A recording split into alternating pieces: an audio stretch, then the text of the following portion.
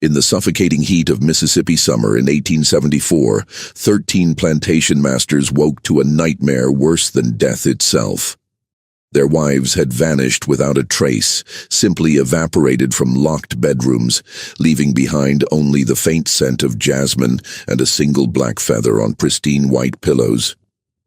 Within hours, the men would receive letters that would destroy them in ways no bullet or blade ever could. Letters containing secrets so devastating, so personally humiliating, that several of the masters would take their own lives rather than face the exposure. But this wasn't the work of a ghost or demon, as some would later claim. This was the calculated revenge of a man who had lost everything to these same plantation owners, a man who had been forced to watch his family torn apart, sold like cattle to different corners of the South.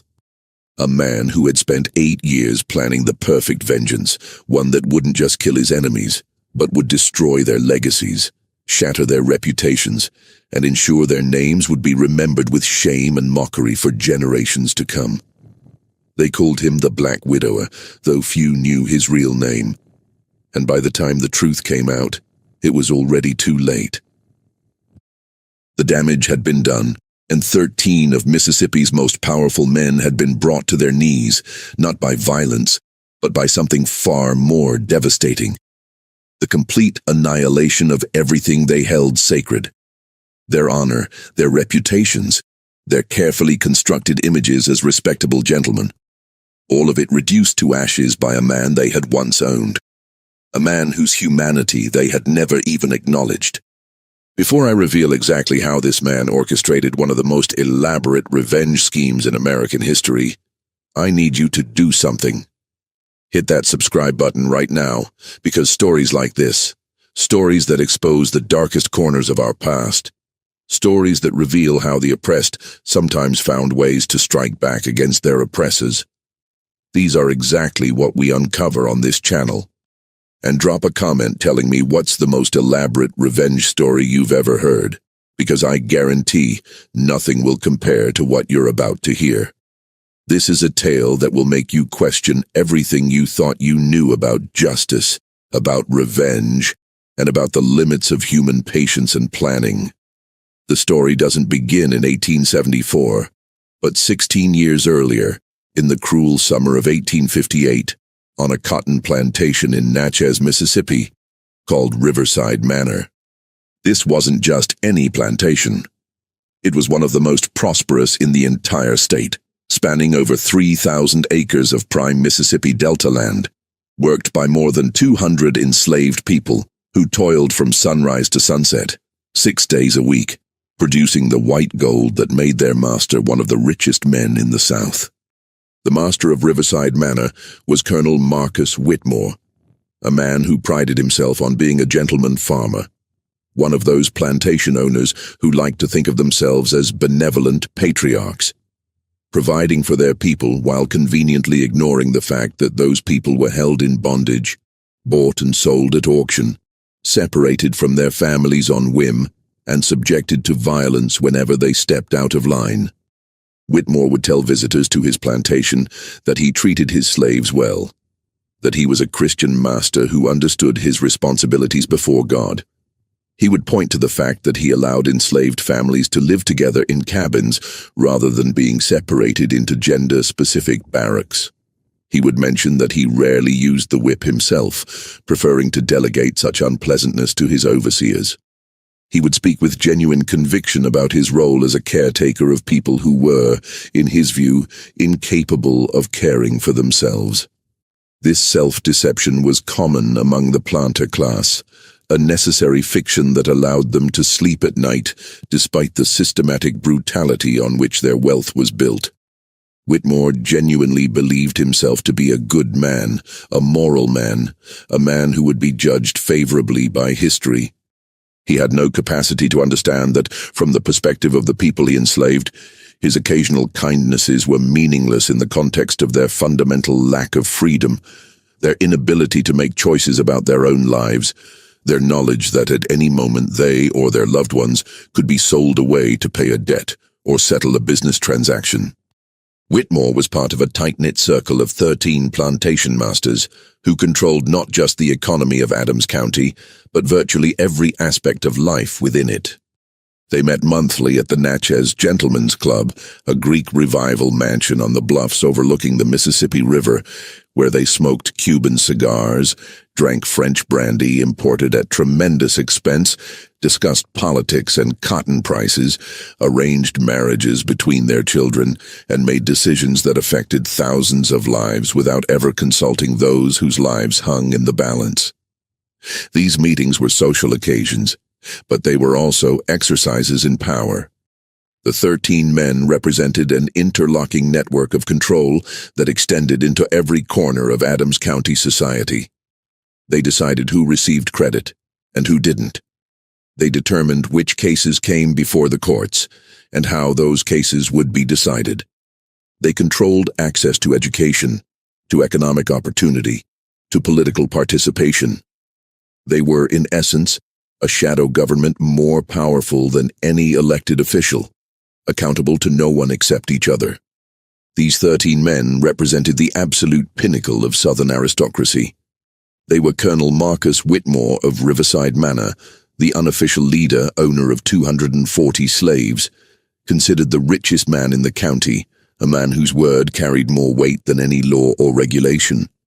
Then there was Judge Beauregard Sinclair of Oakwood Plantation, a circuit court judge who used his position to protect the interests of slaveholders and punish anyone who challenged the social order. He was known for creative interpretations of law that always seemed to benefit the planter class and for harsh sentences handed down to free black people who stepped out of line.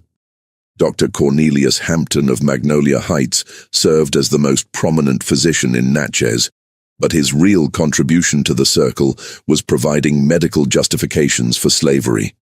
He wrote papers arguing that black people were biologically inferior, that they had smaller brains, that they were naturally suited to labor in hot climates, that slavery was actually beneficial to their health compared to the supposed rigors of freedom.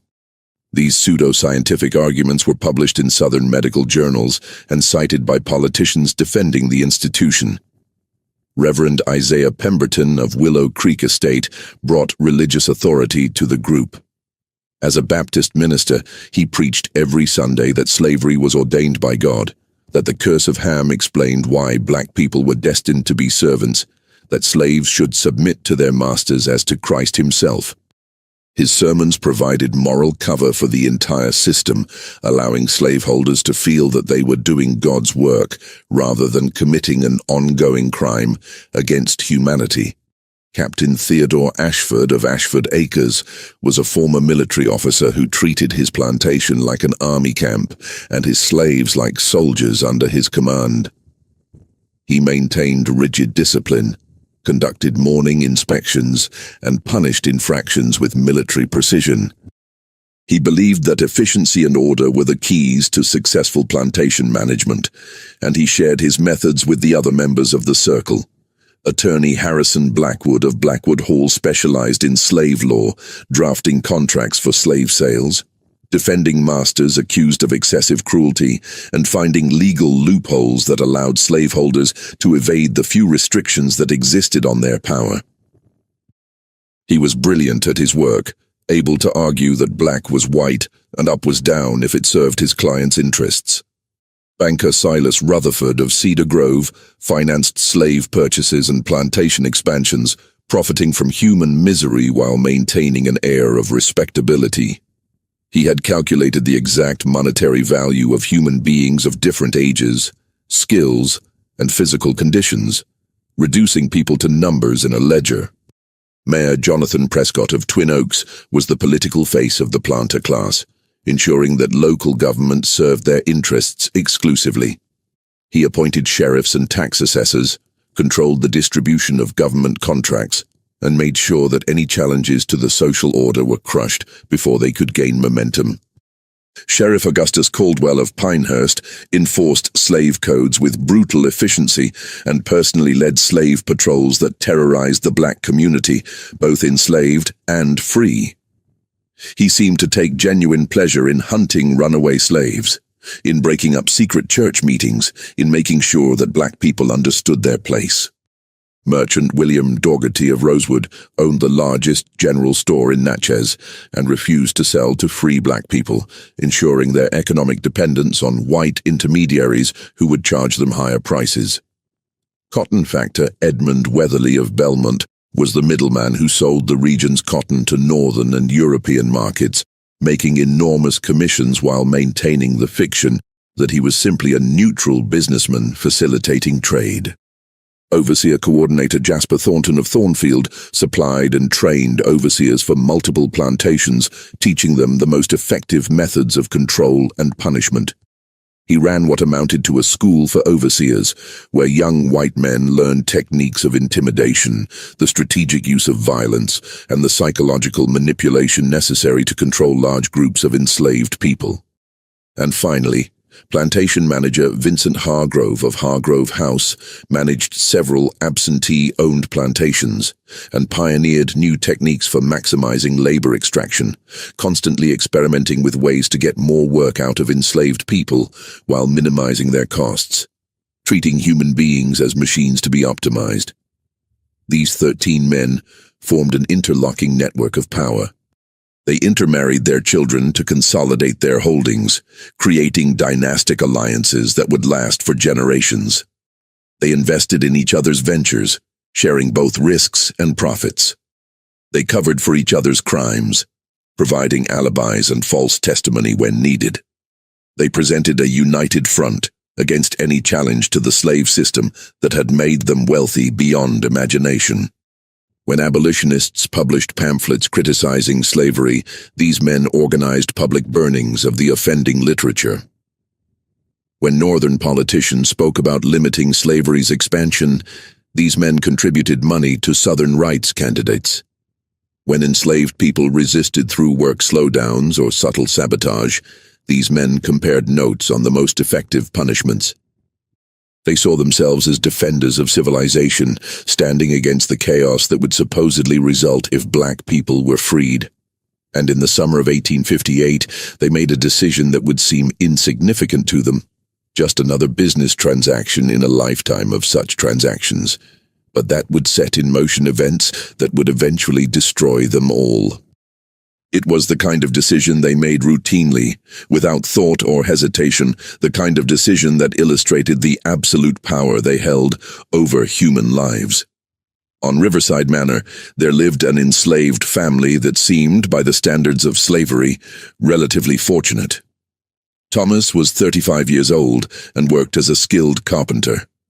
He had learned the trade from his father, who had learned it from his father, a line of craftsmanship that stretched back through generations. Thomas could build furniture that was both beautiful and functional, could construct outbuildings that would stand for decades, could repair almost anything that broke. His skill made him valuable to Colonel Whitmore, and that value translated into small privileges. His wife, Claire, age 32, worked as a seamstress in the main house, creating and repairing garments for the Whitmore family. She had quick, clever fingers and an eye for detail that made her indispensable to Mrs. Whitmore, who prided herself on being the best-dressed woman in Natchez society. Together, Thomas and Claire had 4 children. Marcus, their eldest at 14, was beginning to learn carpentry from his father, showing promise with his hands and his eye for measurement. Elizabeth, 12 years old, helped her mother with sewing and had begun learning to read secretly, taught by an elderly enslaved woman who had been educated before laws were passed prohibiting such instruction. Samuel, 8 years old, was bright and curious, full of questions about how things worked, always following his father around the plantation asking why and how and what if. And little Grace, only 5 years old, was the joy of the family, a cheerful child whose laughter could make even the hardest day of forced labor seem bearable. Thomas and Claire had managed what many enslaved couples could not. They had kept their family together. They lived in a small cabin at the edge of the slave quarters, cramped but their own. A space where they could close the door and pretend for a few hours each night that they were free, that they were just a family like any other family. They told their children stories, taught them skills, tried to prepare them for lives that might one day include freedom, though neither parent truly believed they would live to see emancipation. Thomas occupied an ambiguous position in the plantation hierarchy.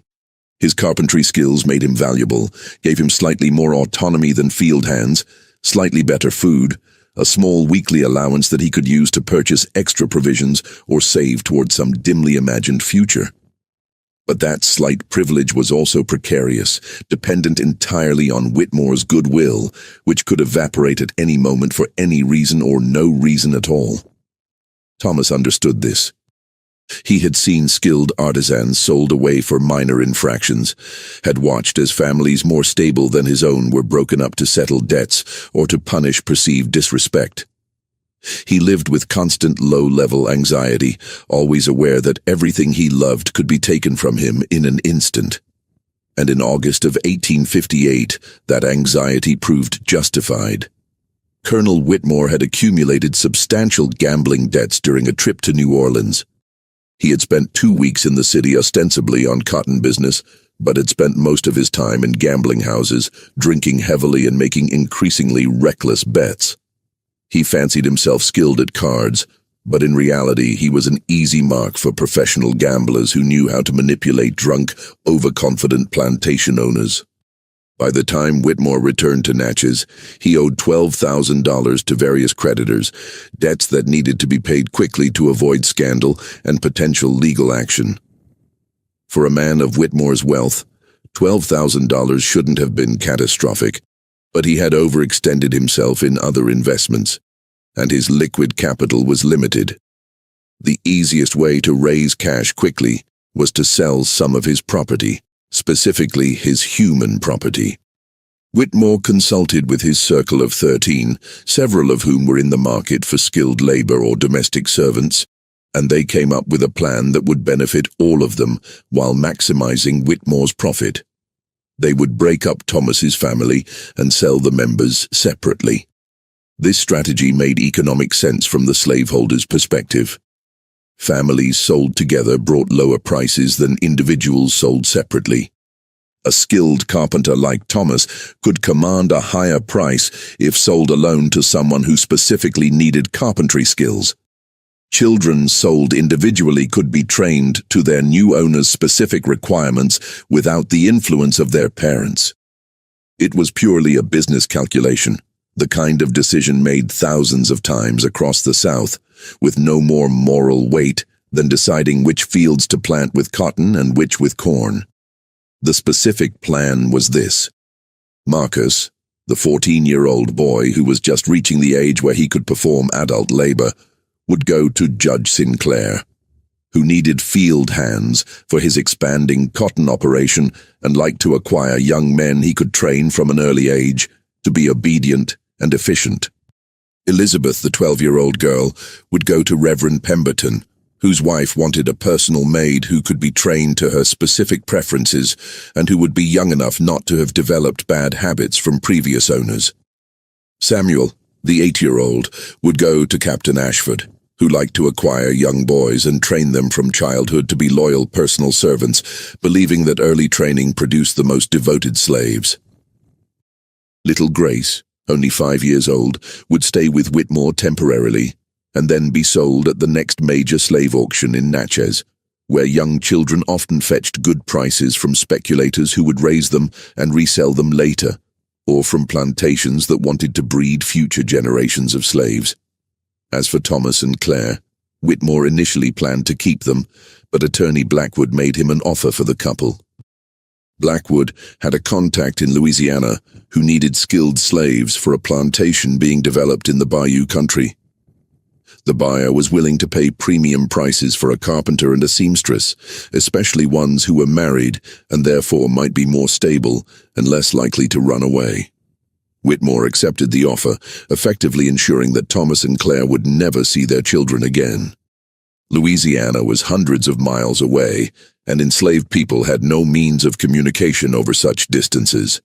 The sale would sever the family completely and permanently. The transaction was arranged on a Thursday afternoon in mid-August at the Natchez Gentlemen's Club. The 13 men gathered in their usual back room, surrounded by mahogany furniture and oil paintings of long-dead plantation owners. Money changed hands, gold coins and promissory notes carefully counted and recorded. Documents were signed and witnessed, legal papers that treated human beings as livestock, describing Thomas as one Negro man, skilled carpenter, age approximately 35 years, and his wife as one Negro woman, seamstress, age approximately 32 years. The children were similarly reduced to inventory items, their ages and potential uses noted with the same attention given to describing a horse's age and temperament. Brandy was poured to celebrate the successful negotiation. The 13 men congratulated each other on their business acumen. Whitmore's gambling debts would be covered. The others had acquired useful slaves at fair prices.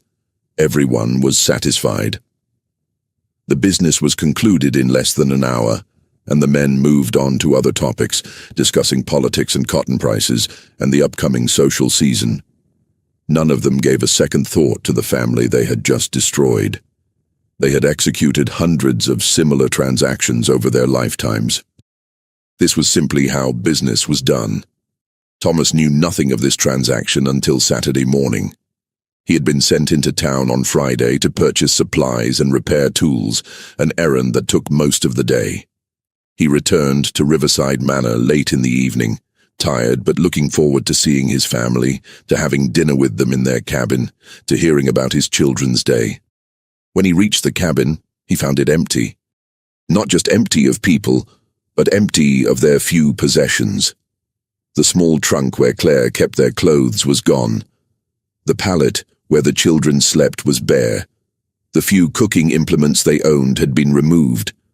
For a moment, Thomas stood in the doorway, his mind unable to process what he was seeing. Then panic set in. He ran to the main house, ignoring the protocol that required enslaved people to approach slowly and wait to be acknowledged. He pounded on the back door until the cook opened it, looking frightened at his urgency.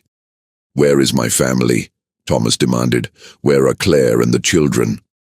The cook, an elderly woman who had known Thomas his entire life, looked at him with a mixture of pity and fear. She told him softly that they had been taken away that morning, that Overseer Davis had come with a wagon and several white men, that Claire had been crying and the children had been screaming, but they had been loaded into the wagon and driven away. Thomas ran to the overseer's house, a structure near the main plantation house where Davis lived. He demanded to know where his family had been taken, what was happening, when they would return. Davis looked at him with irritation and contempt. "Your family has been sold," Davis said flatly. "The colonel needed to raise some money, and he sold them. Your wife is going to Louisiana. The children have been sold to different folks around the county. That's all I know, and that's all you need to know. Now get back to your cabin before I have you whipped for disturbing me." Thomas felt his legs give out. He sank to his knees in the dirt outside Davis's house, his mind reeling. Sold. His wife sold to Louisiana. His children scattered to different owners around Adams County.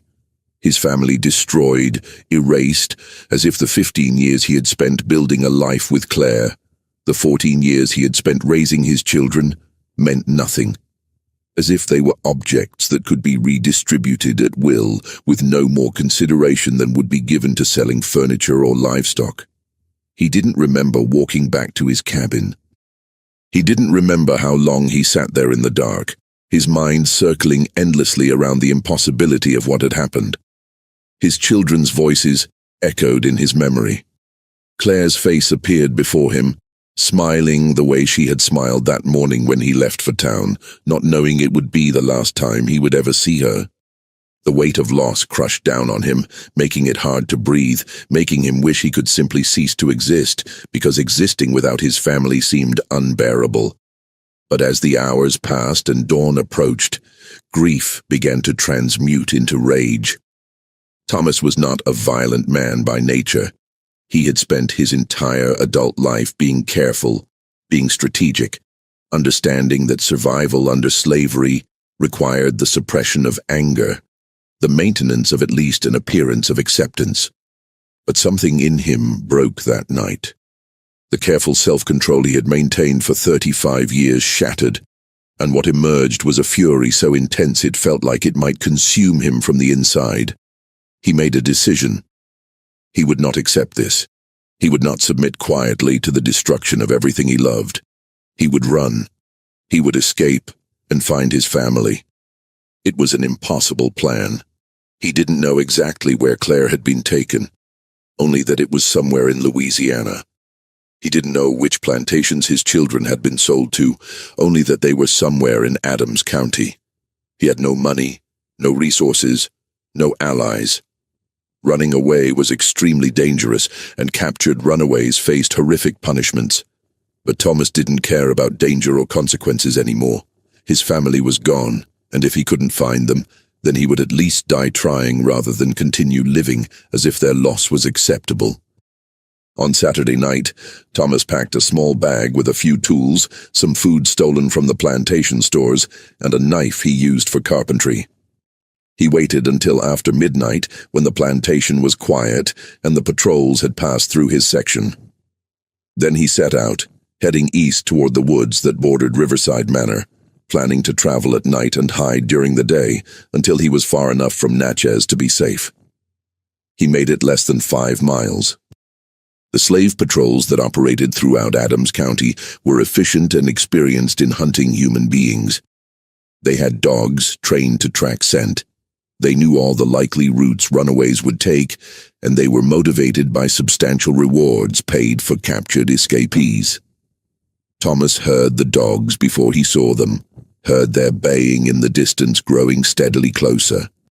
He tried to run faster, tried to find a stream where he could lose his scent, but he was exhausted from grief and lack of sleep, and the dogs were faster. They caught him at the edge of a creek, the hounds surrounding him while their handlers approached with guns drawn. Sheriff Augustus Caldwell, one of the 13 plantation masters, led the patrol that night. He looked at Thomas with satisfaction, seeing another runaway captured, another demonstration of white authority successfully enforced. Thomas considered fighting, considered forcing them to shoot him, but some survival instinct held him back. He surrendered without resistance and was taken back to Riverside Manor in chains. Colonel Whitmore was furious when he learned that Thomas had attempted to escape. In Whitmore's view, he had treated Thomas well, given him privileged position as a skilled artisan, allowed him to live with his family for years. That Thomas would respond to a simple business transaction by running away struck Whitmore as the height of ingratitude and insubordination. He decided to make an example of Thomas, to ensure that all his other slaves understood that resistance would not be tolerated. On Sunday morning, after church services, Whitmore had all his slaves assembled in the area between the main house and the slave quarters. More than 200 people gathered, including children and the elderly, everyone required to witness what was about to happen. A whipping post stood in the center of the area, a permanent fixture that served as a constant reminder of the violence underlying the entire system. Thomas was brought out by 2 overseers who stripped off his shirt and tied his hands to the post, stretching his arms above his head so that his back was completely exposed. Whitmore stood on the porch of the main house, where he could be clearly seen and heard by everyone present. He announced that Thomas would receive 50 lashes as punishment for attempted escape, and that this was merciful compared to what he deserved. Then he nodded to Davis, the overseer, who picked up the whip. The whip used for punishing slaves was not like a horse whip. It was specifically designed to cause maximum pain and damage to human flesh. The leather thong was thick at the handle and tapered to a thin, flexible end that would crack like a gunshot when swung properly. In the hands of an experienced user, it could lay open skin, expose muscle, even crack bones if applied with enough force. Davis was very experienced. The first lash made a sound like a pistol shot, and Thomas's body jerked against the post. The second lash crossed the first, creating an X pattern of torn flesh on his back. By the 10th lash, blood was running down his back, soaking into his pants. By the 20th, he had stopped making sounds, his voice gone from screaming. By the 30th, he had lost consciousness, his body hanging limp from the ropes that held his wrists to the post. Davis continued whipping his unconscious body until all 50 lashes had been delivered, following Whitmore's orders exactly. When it was over, Thomas's back was a horror of torn flesh and exposed muscle and bone. Dr. Hampton, who was present among the assembled plantation masters, come to witness the punishment, examined Thomas and announced that he would probably survive if infection didn't set in, though he would carry the scars for life. Thomas was cut down from the post and dragged back to his cabin, where he was left alone to recover or die, whichever came first. But Whitmore wasn't finished. As additional punishment, he announced that Thomas would not be sold to Louisiana after all. Instead, he had arranged a new sale. Thomas would be sold to a chain gang working in the swamps of southern Louisiana, clearing land and building levees. These gangs were notorious throughout the South as basically death sentences. The work was brutal, performed in malarial swamps where disease was rampant. Workers were driven mercilessly by overseers who knew that replacements were cheap and readily available. Men sent to the swamp gangs typically survived less than 2 years. Whitmore's message was clear. Thomas would die slowly and painfully as punishment for daring to resist. But before Thomas was taken away to Louisiana, something happened that would haunt the 13 plantation masters for the rest of their lives, though they wouldn't understand its significance until much later. Thomas had regained consciousness, but was too weak to stand. He lay on the floor of his cabin, his destroyed back making every breath agony. 4 days after the whipping, the 13 men came to inspect him before he was transported. They wanted to see the results of their lesson in power, to confirm that their authority had been properly demonstrated. Thomas heard them approaching, heard their voices outside his cabin discussing him as if he were a dangerous animal that had been successfully caged. They entered the cabin, and Thomas forced himself to turn his head, forced himself to look at them despite the pain even that small movement caused. He saw their faces, saw their satisfaction and contempt and complete lack of empathy. And something crystallized in his mind, some core of rage and determination that went deeper than pain, deeper than despair, deeper even than his grief over his lost family. Thomas spoke. His voice was weak, barely above a whisper, roughened by screaming and dehydration. But it was clear enough for all 13 men to hear. "You think you can do this and face no consequences," he said. "You think you're untouchable. But I swear to you, on everything I hold sacred, on my children's lives that you've stolen from me, on my wife that you've torn from my arms, you will pay for this. Maybe not today, maybe not tomorrow, but you will pay. Every single one of you. And when that day comes, you'll wish you'd never been born." The 13 men looked at each other and laughed. What could a broken slave do to them? What threat could a man who was about to be worked to death in a Louisiana swamp possibly represent? The oath was meaningless, the desperate curse of a powerless man trying to maintain some shred of dignity in the face of absolute defeat. They turned and left the cabin, still laughing, already forgetting Thomas and his empty threat as they moved on to more important matters. They had no way of knowing that Thomas's oath was not empty. They had no way of knowing that some promises are so profound, so fundamental to a person's sense of self, that they become unbreakable, that they shape everything that comes after.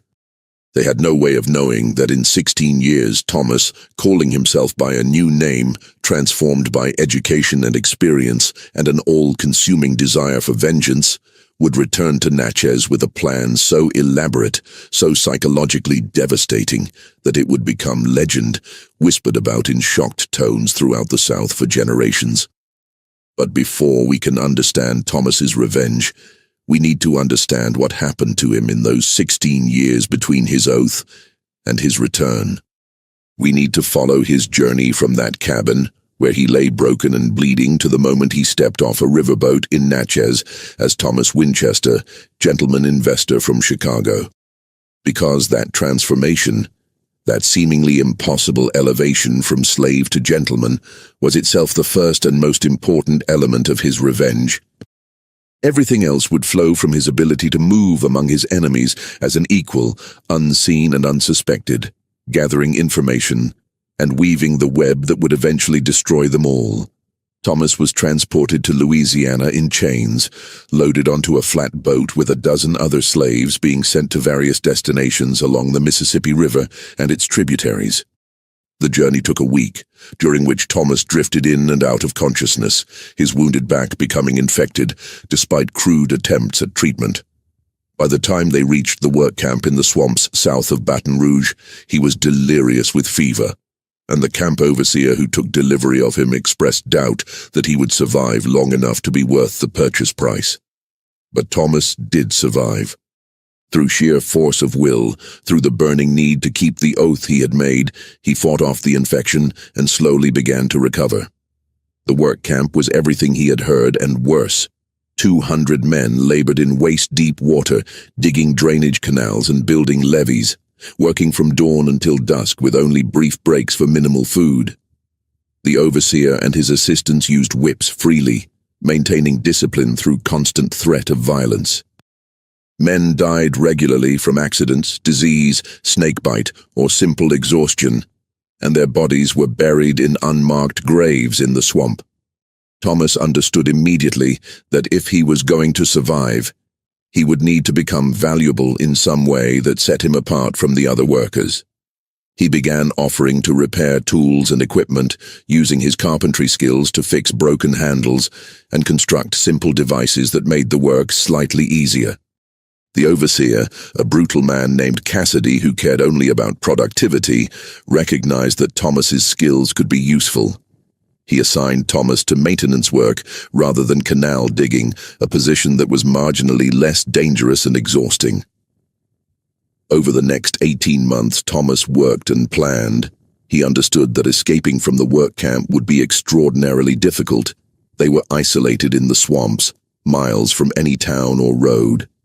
The overseers were constantly vigilant against escape attempts, and runaways who were caught were tortured to death as examples to the others. But Thomas was patient. He repaired tools and studied the geography of the region, noting where the solid ground was, which waterways led toward civilization, where the overseer stored weapons and supplies. And then, in April of 1861, everything changed. News reached the work camp that southern states were seceding from the Union. That war was coming. The overseer and his assistants became distracted, worried about their own futures. Some of them left to join Confederate military units. Security at the camp became lax as the remaining overseers struggled to maintain control with reduced staff. Thomas waited for his moment. It came on a hot night in June when a storm rolled through the area, heavy rain and wind that covered sounds and reduced visibility.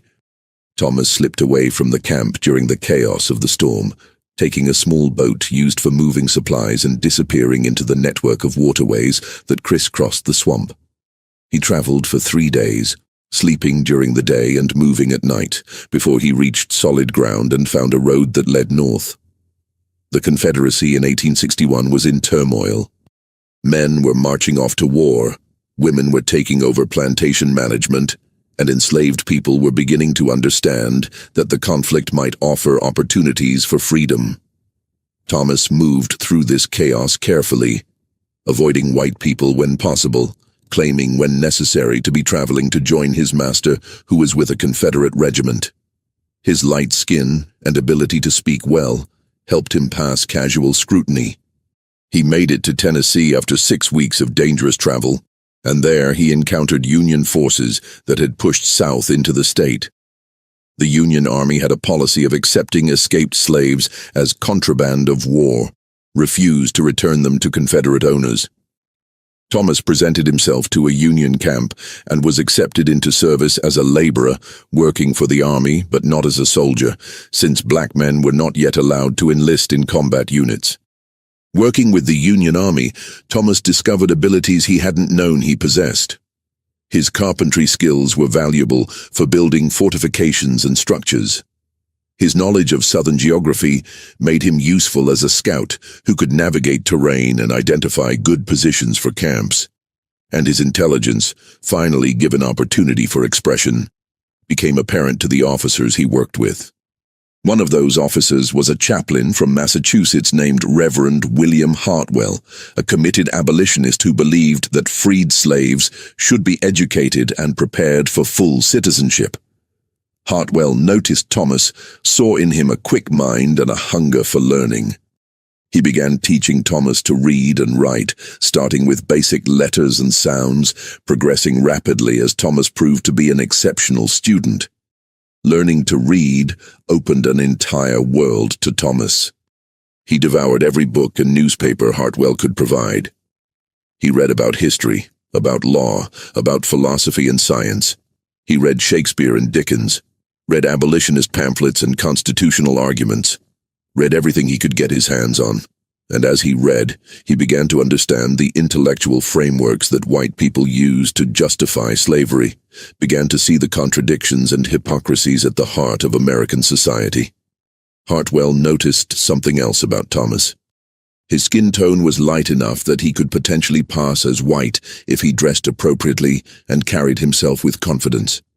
This was an extraordinary advantage, rare and valuable. Hartwell suggested that Thomas might be useful to the Union cause as a spy, someone who could move through Confederate territory without arousing suspicion. Thomas agreed, partly out of gratitude to Hartwell, partly because he recognized that this skill of passing would be crucial for his longer-term plans. He began practicing. He studied how white Southern gentlemen dressed, how they spoke, what gestures and mannerisms marked someone as belonging to the upper class. He learned to adopt a drawl when necessary, to discuss cotton and politics and bloodlines with apparent expertise. And he discovered that white people saw what they expected to see. If you dressed like a gentleman and acted like a gentleman, most white people never questioned whether you belonged.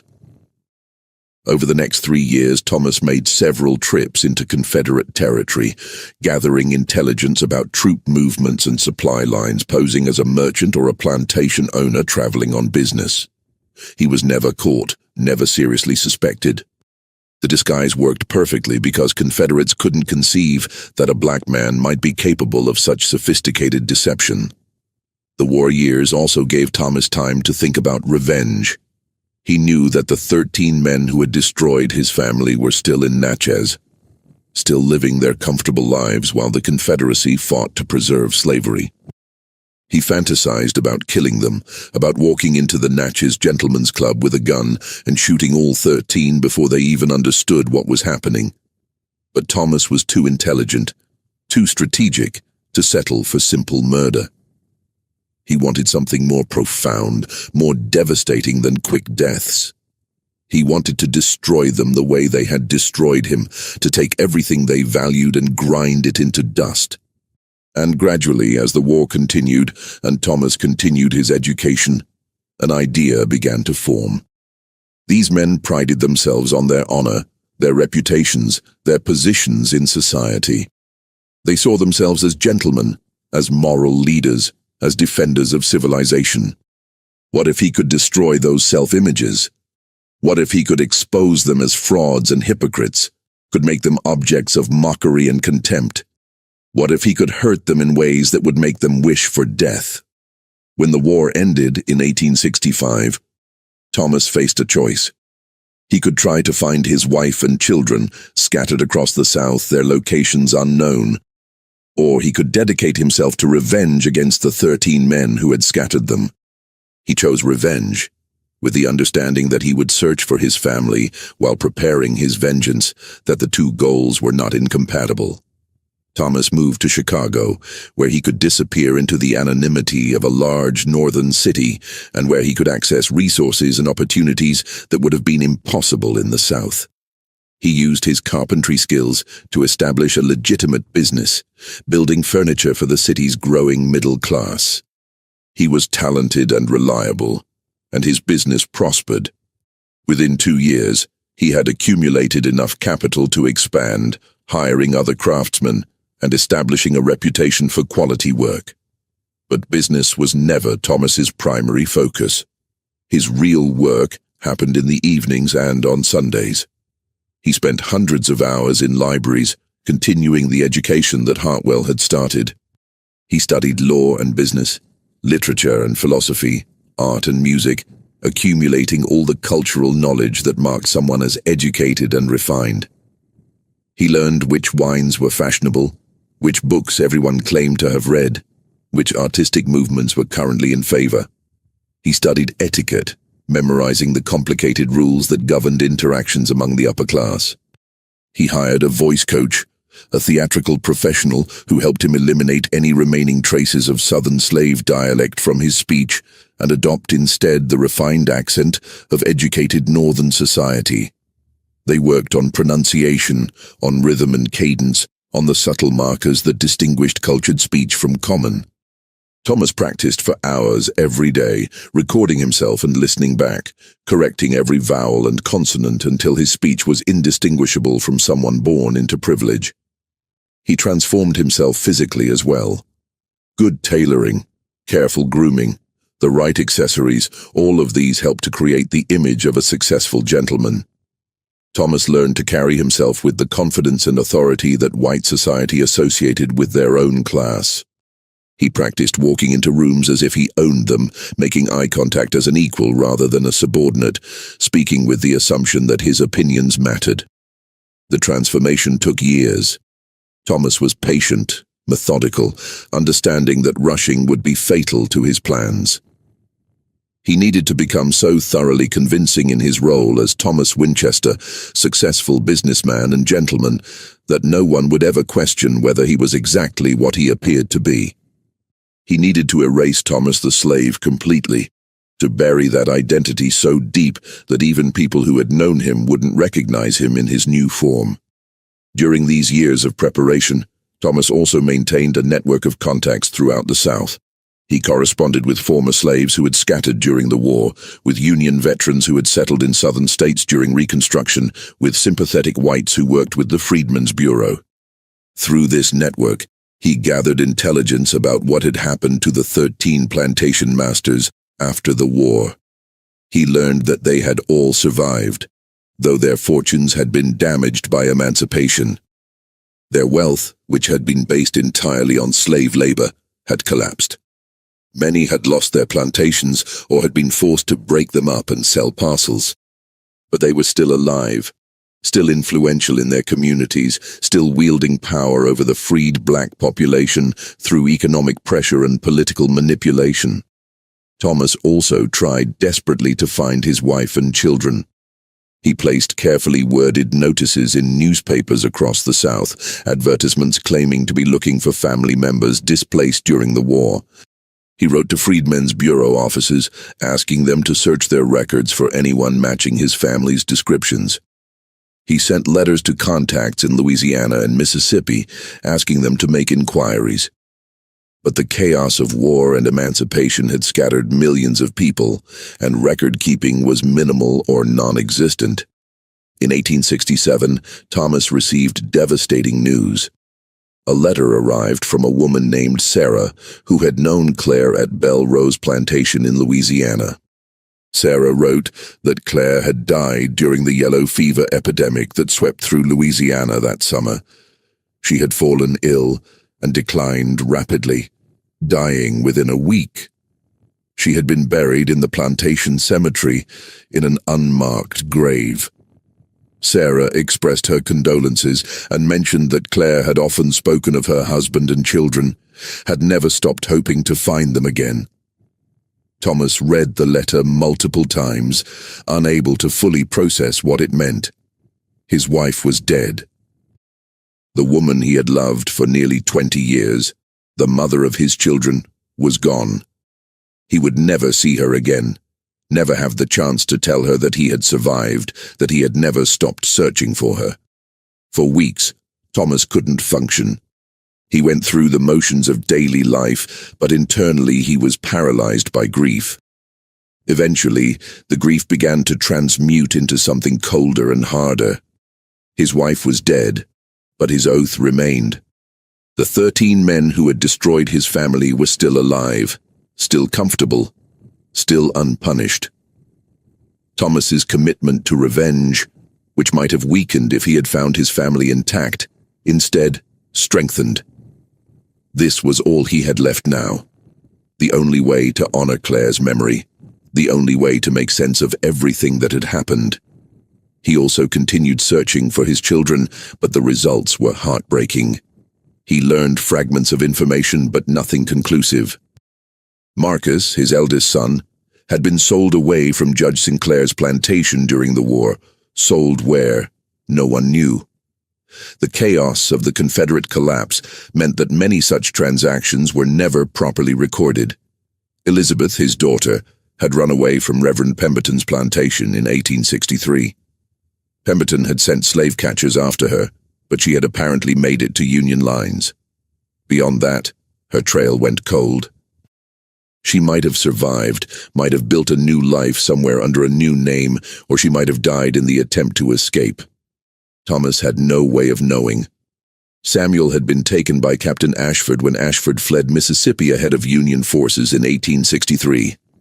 Ashford had apparently gone to Texas, taking several valuable slaves with him. What happened to Samuel after that was unknown. And Grace, Thomas's youngest child, had been sold at auction when she was 5 years old. She could be anywhere in the South, might not even remember her family, might have been renamed by her purchasers. The likelihood of finding a child sold at 5 years old, now over a decade later, was virtually zero. Thomas came to understand that he would probably never find his children, that the system that had enslaved them had scattered them so thoroughly that reconstruction was impossible. This realization was almost as devastating as learning of Claire's death. He had spent years hoping that someday he might reunite his family, might reclaim what had been stolen from him. Now that hope was gone, and all that remained was rage and the determination to make someone pay for what had been lost.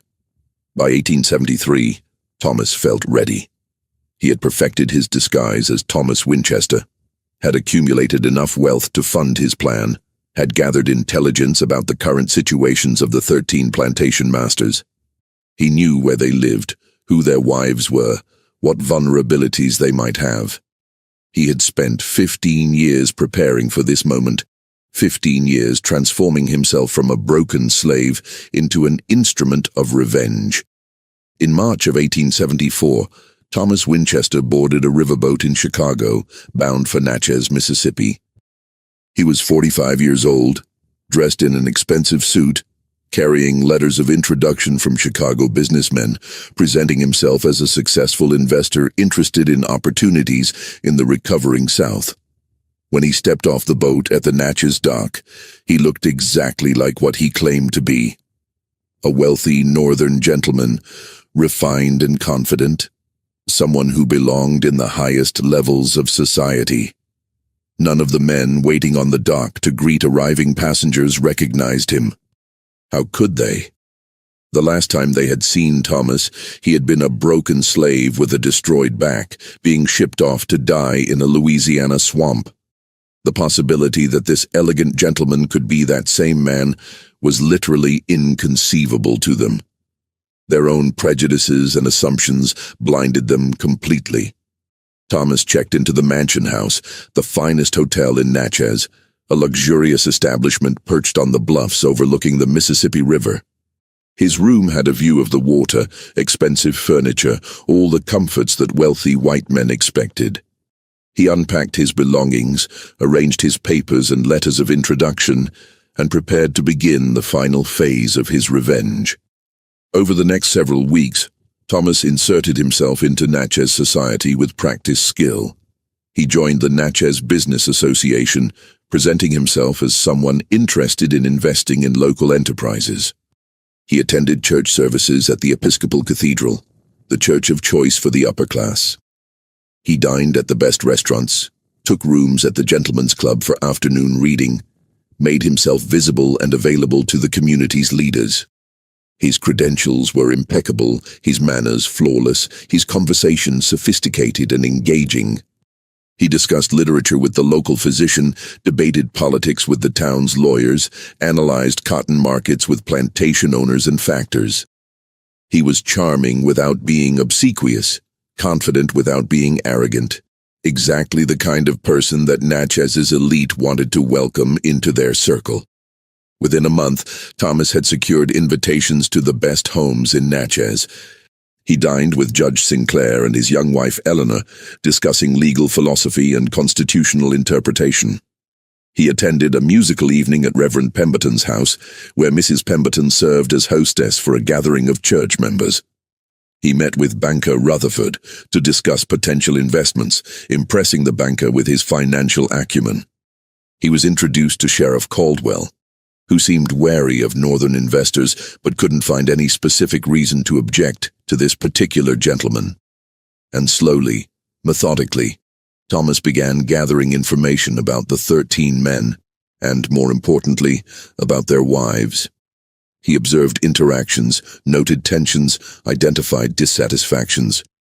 He paid attention to small details. Which wives seemed unhappy? Which men treated their spouses with contempt or indifference? Which marriages were obviously loveless arrangements rather than partnerships? What Thomas observed confirmed what he had suspected. The wives of the 13 plantation masters were, almost without exception, deeply unhappy women. Some were young, married off to older men by families seeking advantageous connections. Others were older, trapped in decades-long marriages to men who had never really seen them as people, who treated them as ornaments or servants rather than partners. Almost all of them were starved for attention, for kindness, for any acknowledgement that they had thoughts and feelings worth considering. Southern society in 1874 still operated under rigid rules about gender and class. Respectable women had extremely limited freedom. They couldn't work outside the home, couldn't control their own money, couldn't leave their husbands no matter how miserable the marriage. They were supposed to be pure, submissive, ornamental. Their role was to manage households, raise children, and reflect well on their husband's status. Their own desires and aspirations were irrelevant. For Thomas, these women represented both tools and victims. He would use their vulnerabilities to destroy their husbands, but he also recognized that they were prisoners of the same system that had enslaved him, trapped by different chains, but trapped nonetheless. He didn't hate them, but he also didn't allow sympathy to interfere with his plans. They were necessary sacrifices in his war against the men who had destroyed his family.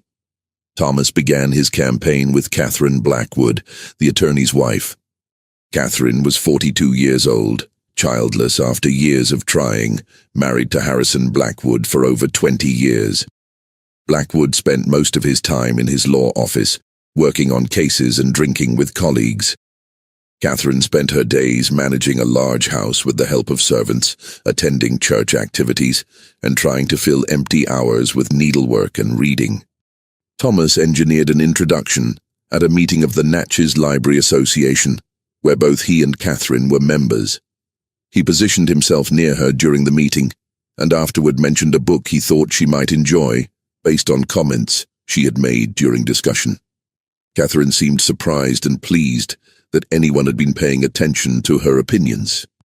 They spoke for a few minutes about literature, and Thomas mentioned that he had ordered several new books from Chicago that hadn't yet arrived in Natchez bookstores. He offered to lend them to her once they arrived if she was interested. Over the next several months, Thomas cultivated a friendship with Catherine Blackwood. It started innocently, conversations about books and ideas. Thomas treated her as an intelligent person whose thoughts mattered, which was apparently novel enough that Catherine responded with gratitude and growing warmth. They began meeting for afternoon tea at the hotel, always in public, always perfectly respectable, gradually talking about more personal subjects. Thomas learned about Catherine's disappointments, her loneliness, her sense that her life had been wasted in service to a man who barely acknowledged her existence. He listened with apparent sympathy, made thoughtful observations, provided the kind of emotional support that Blackwood never had. He was patient, never rushing, letting Catherine become comfortable with him, letting affection develop naturally. After 6 months, Catherine suggested they meet somewhere more private. She phrased it carefully, claiming she wanted to discuss some matters too personal for public conversation. Thomas agreed, and they began meeting in a rented room he kept for business purposes. The affair that developed was both physical and emotional, with Catherine experiencing, for perhaps the first time in her life, a relationship where she felt valued and desired. Thomas was meticulous about documentation. He kept every note Catherine wrote to him, carefully preserved and filed. He recorded dates and details of their meetings in a private journal, noting conversations and activities with the thoroughness of someone building a legal case. He even managed to obtain a photograph of the two of them together, arranging it under the guise of having a group picture taken, but positioning the camera to capture just the two of them in an unmistakably intimate pose. After 3 months of affair, when Thomas had gathered sufficient evidence to thoroughly compromise Catherine Blackwood, he began distancing himself slightly, preparing to move on to the next target while keeping Catherine engaged enough that she wouldn't suspect his ultimate intentions. He claimed that business matters were demanding more of his time, that he needed to be careful about maintaining discretion to protect her reputation. Catherine accepted these explanations, grateful for his consideration of her position, and Thomas Winchester moved on to his next conquest, beginning the same patient process with another wife, and then another, building his web of seduction and documentation, gathering the evidence that would eventually destroy all 13 men. The campaign would take 18 months to complete, 18 months of sustained psychological manipulation, of becoming whatever each woman needed him to be, of maintaining multiple simultaneous affairs without any of the women discovering the truth. It was exhausting work, emotionally and psychologically draining. Thomas wasn't a naturally duplicitous person. Before slavery had destroyed his family, he had been honest and straightforward, incapable of the kind of sustained lying his revenge required. But he had learned that survival sometimes required becoming someone you wouldn't recognize, doing things you never thought yourself capable of. And his rage, his need for revenge, was strong enough to carry him through the moral compromises his plan demanded. Each seduction followed a similar pattern, but was customized to the specific woman. For Margaret Whitmore, the elderly wife of Colonel Whitmore, Thomas became the cultured gentleman who treated her with the respect and admiration her husband had forgotten to show. Margaret had once been considered a great beauty, the belle of Natchez society. But 40 years of marriage to a man obsessed with wealth and power had reduced her to an afterthought in her own home. Thomas made her feel seen again, valued again, desirable again. Their affair was tender rather than passionate, but it was real enough to compromise her thoroughly. For Eleanor Sinclair, the young second wife of Judge Sinclair, Thomas became the exciting near contemporary who made her feel young and alive rather than trapped and suffocated. Eleanor had been married off to the judge when she was 19, and he was 56, essentially sold by her family to secure a valuable connection. She had spent 7 years in a loveless marriage to a man old enough to be her grandfather, a man who wanted a decorative wife but had no interest in her as a person. Thomas's attention, his genuine interest in her thoughts and dreams, his willingness to treat her as an equal, was intoxicating. Their affair was passionate and reckless, with Eleanor taking risks that surprised even Thomas. For Abigail Pemberton, the minister's wife, Thomas became the understanding confidant who didn't judge her for having desires and needs that her husband's theology claimed she shouldn't have. Abigail had spent her entire adult life suppressing every impulse and desire that didn't fit the narrow definition of Christian womanhood her husband preached. She was supposed to be pure, submissive, selfless, existing only to serve her husband and the church. Thomas offered her permission to be human, to acknowledge needs that her religion told her were sinful. Their affair had an element of rebellion, of Abigail finally allowing herself to want something for herself, rather than constantly sacrificing for others. Each woman, each affair, required Thomas to become someone slightly different, to mirror back what each wife needed to see. It was a virtuoso performance of manipulation, sustained over 18 months, requiring him to keep track of multiple stories and personalities while maintaining his public identity as Thomas Winchester, respected businessman. The psychological toll was enormous. Thomas found himself sometimes forgetting which version of himself he was supposed to be, which woman he was meeting, which set of problems he was supposed to be sympathetically discussing. He started keeping detailed notes, not just for documentation, but to help him remember who knew what, who believed which lies, who expected what kind of behavior. And underneath all the deception, underneath the performance, Thomas carried constant guilt about what he was doing to these women. They were victims of the same men he was targeting, trapped by a system that gave them no power and few choices. Using them as weapons against their husbands felt like victimizing them twice. But Thomas had come too far, invested too much to stop now. His oath to his destroyed family, his need to make the 13 men pay for what they had done, overrode any ethical concerns about collateral damage. By October 1874, Thomas Winchester had completed his extraordinary campaign. He had seduced all 13 wives of the surviving plantation masters. Actually, since 2 of the original 13 men had died, he had seduced 11 wives, but he had also decided to include the widows of the 2 dead men, bringing his total to 13 women, a number that felt symbolically appropriate given the original circle of 13 men who had destroyed his family. He had documentation for every affair, meticulously organized and prepared for maximum impact. He had photographs of himself with each woman, some innocent-looking but damning in context, others unmistakably intimate. He had letters and notes, dozens of them, written in the women's own hands, expressing love and desire and plans for secret meetings. He had detailed diary entries describing the physical intimacy of each affair, written with enough specificity that no one could dismiss them as fabrications. And he had prepared a final element that would tie everything together and ensure the men understood exactly why this was happening to them. For each of the 13 books he planned to create, Thomas wrote a personal letter addressed to the husband, explaining exactly who Thomas Winchester really was, reminding them of what they had done to his family 16 years earlier, and making it clear that this destruction of their reputations and marriages was deliberate revenge, calculated and executed with the same cold precision they had used when destroying his family. In late October, Thomas Winchester disappeared from Natchez, telling his business associates that urgent matters in Chicago required his attention for several months. In reality, he traveled to Memphis, where he could work anonymously on the final preparations without risk of being discovered.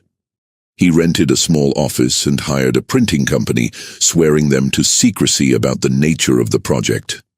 Over 2 weeks, Thomas supervised the creation of 13 identical leather-bound books, each beautifully made with gilt edging and high-quality paper, the kind of elegant volume that might contain poetry or philosophy. But instead of literature, each book contained a complete documentation of Thomas's affair with one specific wife. The books were organized chronologically, starting with the first meeting between Thomas and the wife, progressing through the development of their relationship, including the full text of every letter and note, Thomas's diary entries describing their meetings in explicit detail, and the photographic evidence that made denial impossible. Each book concluded with Thomas's personal letter to the husband, explaining his true identity and his motivation for revenge.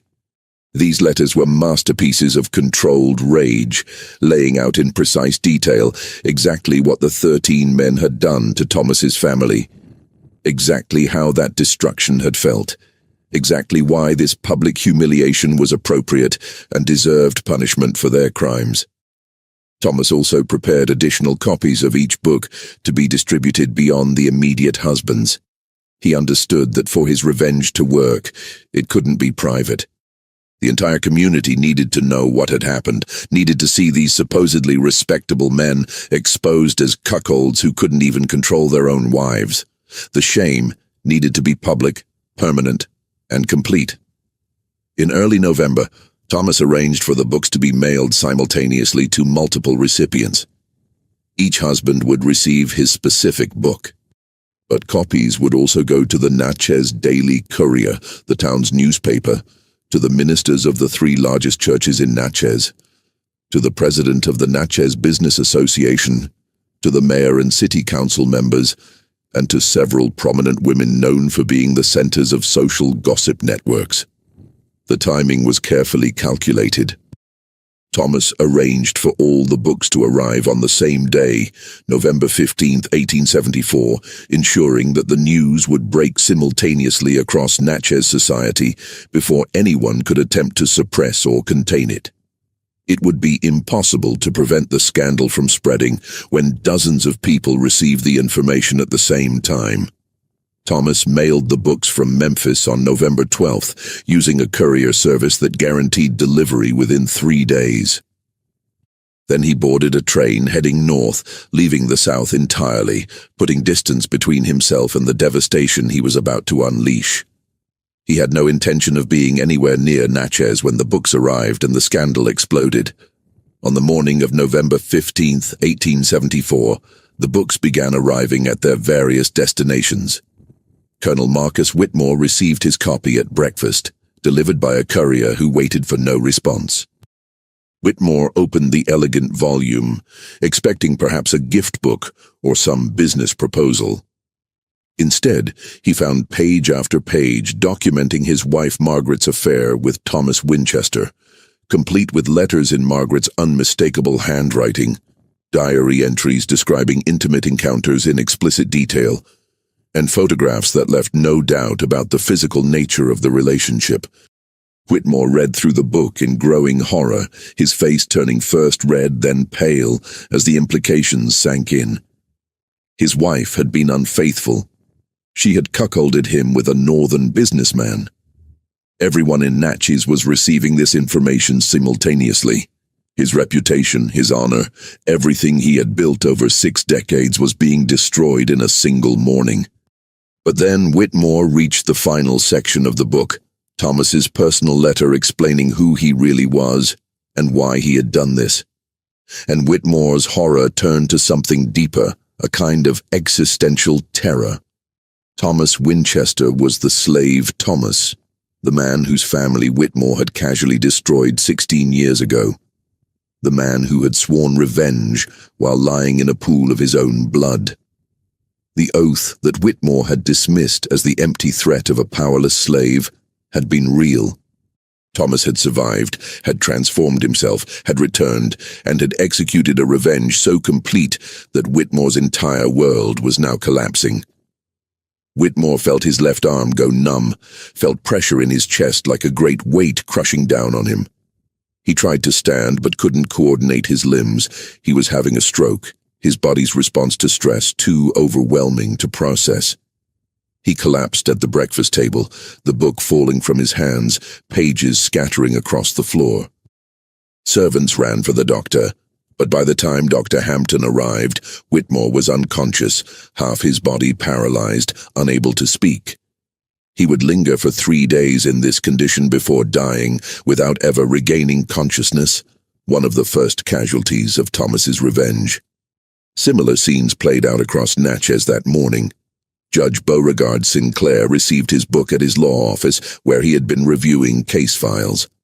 He read through the documentation of his young wife Eleanor's passionate affair with Thomas Winchester, read Eleanor's letters expressing love and desire for another man, read diary entries describing acts of intimacy that violated everything Sinclair thought he knew about his wife.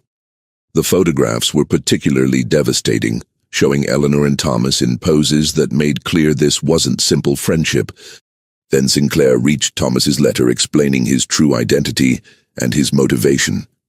And Sinclair understood with sickening clarity that he had been targeted deliberately, that his humiliation was punishment for his role in destroying Thomas's family 16 years earlier, that a man he had thought safely dead had returned and destroyed him in turn. Sinclair sat at his desk for perhaps an hour, the book open before him, his mind cycling through implications. His marriage was over. His reputation was destroyed. His position in society was finished. He was 68 years old, and everything he had built over a lifetime was gone. Sinclair took a pistol from his desk drawer, wrote a brief note blaming his wife for his death, and shot himself through the head. His clerk found him 20 minutes later and ran screaming into the street, adding to the chaos that was already developing as word of the books spread through Natchez. By afternoon, the news had spread throughout the town.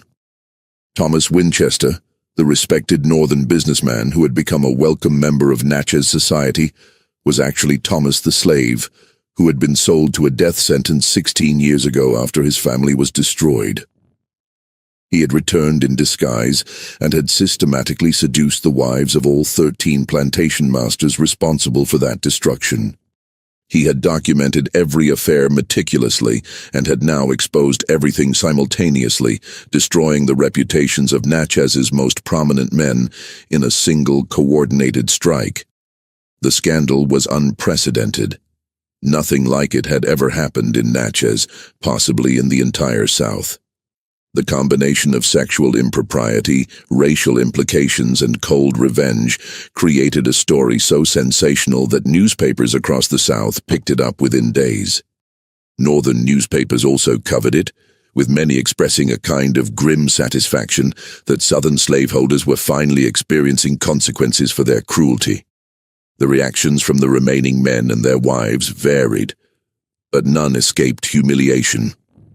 Reverend Isaiah Pemberton's congregation demanded his immediate resignation after learning of his wife Abigail's affair. Pemberton tried to argue that his wife's sin didn't disqualify him from ministry, but the church leadership was unmoved. They couldn't have a minister whose wife was an admitted adulteress. It undermined his moral authority completely. Pemberton left Natchez within a week, moving to a small town in Arkansas where no one knew his history. But even there, the scandal eventually caught up with him. He never preached again, living out his remaining years in bitter obscurity. Captain Theodore Ashford reacted with rage rather than despair. He wanted to challenge Thomas Winchester to a duel to satisfy honor through violence in the traditional Southern manner. But Thomas had disappeared, could not be found or contacted. Ashford's impotent fury made him look ridiculous, a man screaming threats at someone who wasn't even present to hear them. His wife fled to live with relatives in Georgia, and Ashford was left alone in his decaying plantation house, drinking heavily and ranting about northern perfidy to anyone who would listen. Attorney Harrison Blackwood tried to argue that the books were elaborate forgeries, that Thomas Winchester had fabricated everything to embarrass Natchez's leading citizens for some unknown political purpose. But this defense collapsed when several of the wives, confronted by their husbands, admitted the affairs were real. Blackwood's own wife, Catherine, confirmed that she had been intimate with Thomas Winchester, that the letters in the book were genuinely written by her, that everything documented was true. Blackwood's attempt to maintain denial in the face of his wife's confession made him look foolish as well as cuckolded. Banker Silas Rutherford found that his business clients no longer trusted him. If he couldn't manage his own household, if he couldn't even keep his wife faithful, how could he be trusted to manage other people's money? Within months, most of his accounts had been transferred to other banks, and Rutherford was facing financial ruin on top of social humiliation. The remaining men suffered similar fates. Mayor Jonathan Prescott's political career ended instantly. No one would vote for a man who had been so publicly humiliated.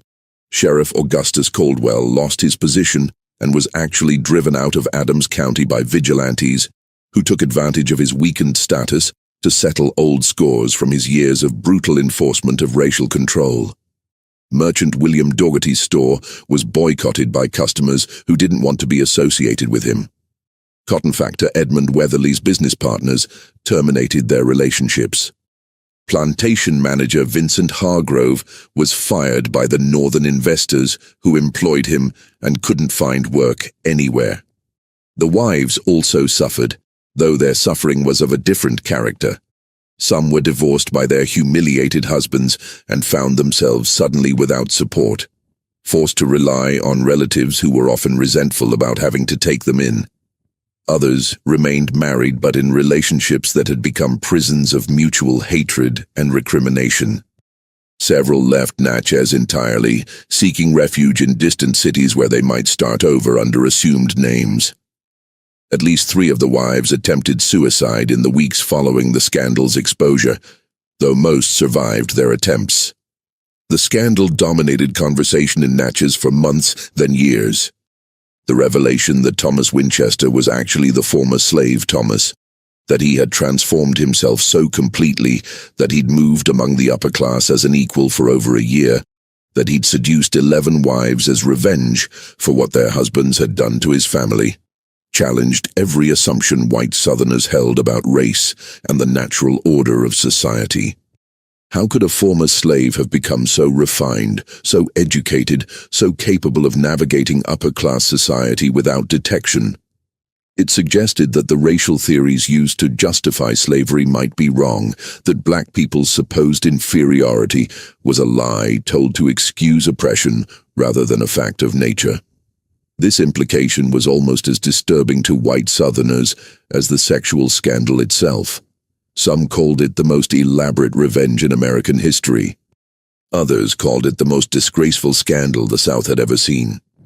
Black residents of Natchez and surrounding areas had mixed reactions. Some were horrified, worried that Thomas's actions would bring reprisals down on the entire black community. Others expressed a grim satisfaction that white men who had committed atrocities with impunity had finally faced consequences. The story spread through black communities across the South, becoming a legend about resistance and the possibility of striking back against oppressors.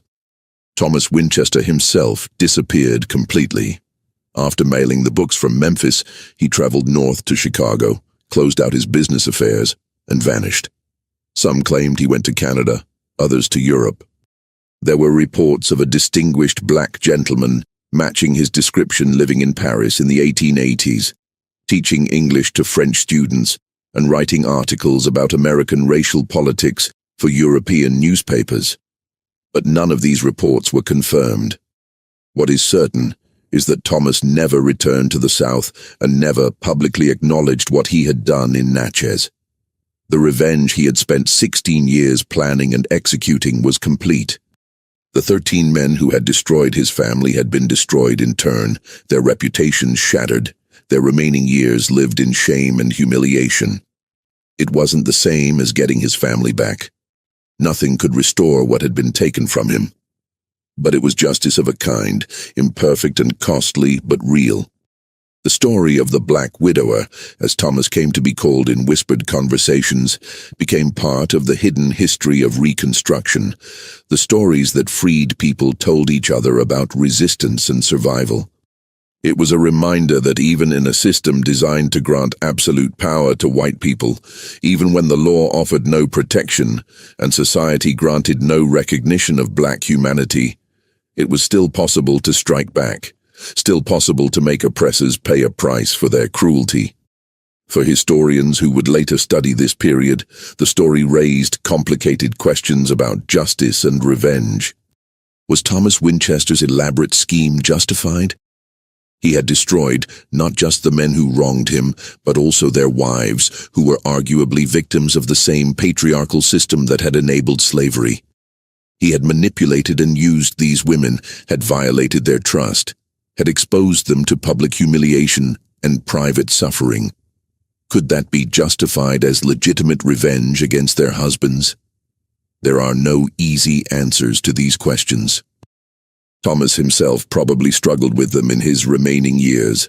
But what is undeniable is that he achieved what he set out to do.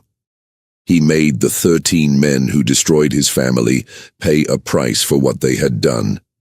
He showed that the powerless could find ways to strike back against the powerful, that patience and planning and intelligence could accomplish what force alone never could. His revenge was complete, devastating, and permanent. The men he targeted never recovered, and their names went down in history associated with shame and scandal, rather than the respectability they had worked their entire lives to achieve. And somewhere, whether in Canada or Europe or some hidden corner of America, Thomas Winchester, formerly Thomas the Slave, lived out his remaining years knowing that he had kept the oath he made in 1858, that his wife Claire and his scattered children had been avenged, that justice, delayed and imperfect but real, had finally been served. The Black Widower's revenge stands as one of the most extraordinary acts of resistance in American history, a story that deserves to be remembered and studied, a reminder that even in the darkest times, even under the most oppressive systems, human beings find ways to assert their dignity and demand recognition of their humanity. What do you think of this story? Was Thomas Winchester's revenge justified, or did he go too far? Did the plantation masters get what they deserved, or did innocent people suffer for crimes they didn't commit? Leave your thoughts in the comments below. If this story moved you or made you think about justice and revenge in new ways, hit that like button and share this video with someone who appreciates complex historical narratives. Subscribe to this channel for more forgotten stories from America's past, stories that challenge us to think about who we were and who we want to be. Thanks for watching, and I'll see you in the next one. They say just forget. Move on like it's easy. But forgetting you feels like remembering someone I've never seen. I've been trying to erase you from the places in my mind, but the harder that I fight it, the more you're hard to leave behind. Every memory keeps slipping through the cracks I try to close, like a face I should remember, but somehow never know. Forgetting you feels impossible, like chasing something I can't hold, like trying to remember someone that I've never even known. I keep reaching through the silence for a past I can't undo, 'cause letting go of what we had feels like losing something true.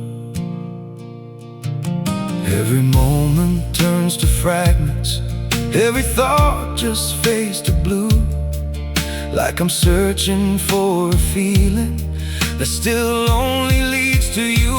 Forgetting you feels impossible, like chasing something I can't hold, like trying to remember someone that I've never even known. I keep reaching through the silence for a past I can't undo, 'cause letting go of what we had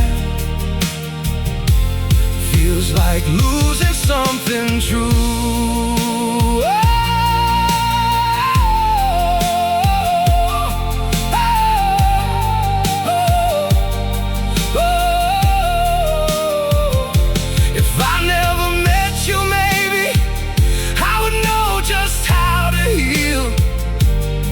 But now every empty moment still reminds me what is real.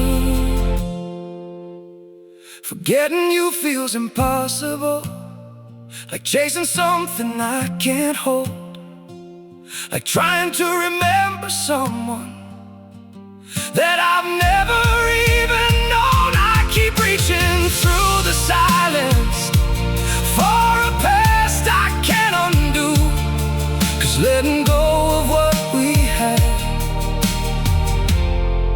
feels like losing something true.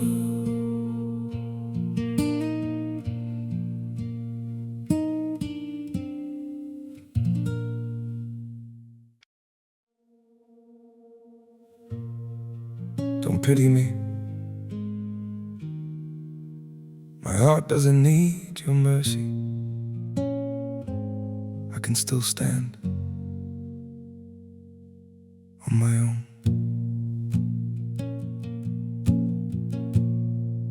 I was broken by your leaving, fell deeper than I thought I would. But pain has taught me how to heal now and survive what once I couldn't. You don't have to look back sadly, don't reach out with guilty hands. What you shattered made me stronger. Now I rise where I once collapsed. My heart doesn't need your pity, not another empty sign. I've got enough strength left within me to rebuild this life of mine. My feet are steady through the sorrow. I can stand through all the pain. You don't have to save me, darling. I'll learn to breathe again. I once begged for your affection. Now I've learned my worth in scars. And the man you left in pieces found his own way through the dark. My heart doesn't need your pity, not another empty sign. I've got enough strength left within me to rebuild this life of mine. My feet are steady through the sorrow. I can stand through all the pain. You don't have to save me, darling. I'll learn to breathe again.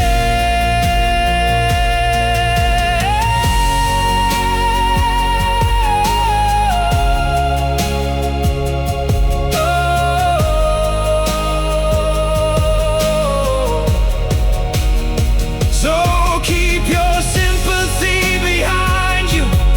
I don't need what's left undone. Sometimes losing who once broke you is how healing has begun. My heart doesn't need your pity, not another empty sign. I've got enough strength left within me to rebuild this life of mine. My feet are steady through the sorrow. I can stand through all the pain. You don't have to save me, darling. I'll rise alone again.